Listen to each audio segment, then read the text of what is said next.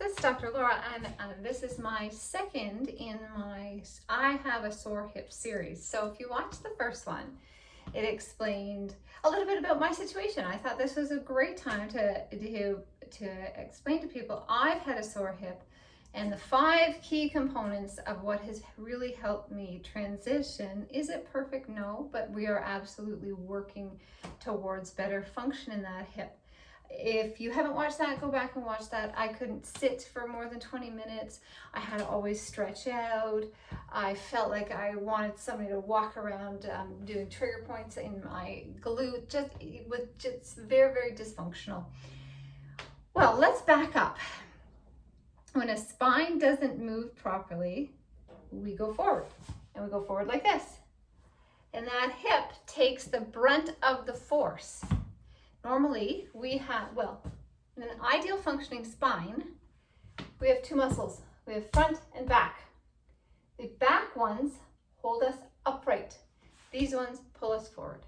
So a spine that doesn't move, we pull forward. These guys begin to atrophy. They don't work. And aside, they only work best when the spine moves. Through chiropractic, which is another tip that we're going to get to. So those extensors, they're on the beach, Costa Rica, they're not coming back. Front muscles pull us more forward. So then the brain knows I have to be upright in gravity. But I'm like this. These guys are they're the most efficient ones at pulling us upright, and they are not working. So now the brain says, second in command, what is the one that is the second most efficient? Less efficient, but second. Okay, then it goes to the third. At the end of the day, it goes to the hips. The hips' job is not to keep us upright against gravity. The hips' job is to move us forward, right? It's motion, muscles of motion. So then the hip gets overworked. So in this video, I'm going to explain what's helped me in getting those extensors. So these are the ones that keep our head up, our shoulders back, and us upright. We got to get those back from the beach in Costa Rica.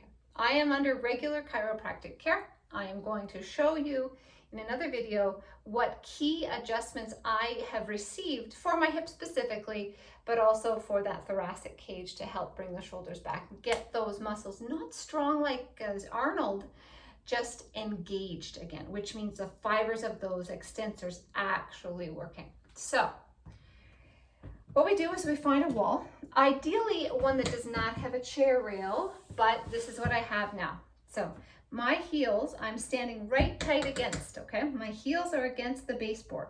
My back side, my bum, touching the wall. My shoulders touching.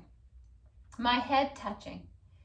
If your head can't touch, go back as far as you feel comfortable, but we're gonna wanna get that head to the back. So you've scanned, all those backside elements are working. We're gonna squeeze the shoulder blades together. It's a very small move. I'm gonna turn to the side just for a moment. We're squeezing those shoulder blades together. Not up, okay? They are back, like if I have a pencil between my shoulder blades, or an apple rather, I'm squeezing together, okay? Everything else is touching. I hold for 5, 4, 3, 2, 1, relax.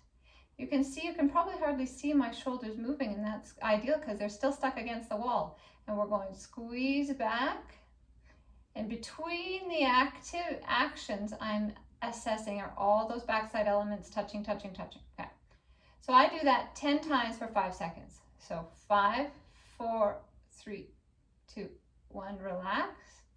And I do that 10 times.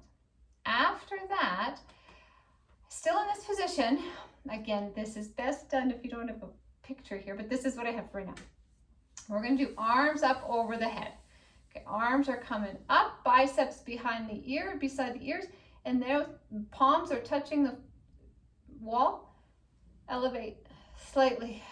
All those shoulder blades should still be touching the back of the wall. Okay, shoulders touching, and you're winging out the scapula like this. So those arms come up, up, up, up, up.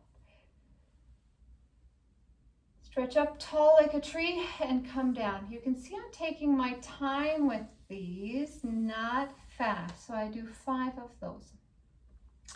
So we do 10 of the winging, pause, do 5 of the shoulder elevations, and I do that set 3 times. You may think, Dr. Laura, you're crazy. You're talking about your hip and now you're talking about your back. But it says review. We got to get those extensors. Those are the most efficient guys, which means they're going to do the job in half the time and half the energy. Well, we can get those back on the scene. It'll take the stress and pressure off the hip.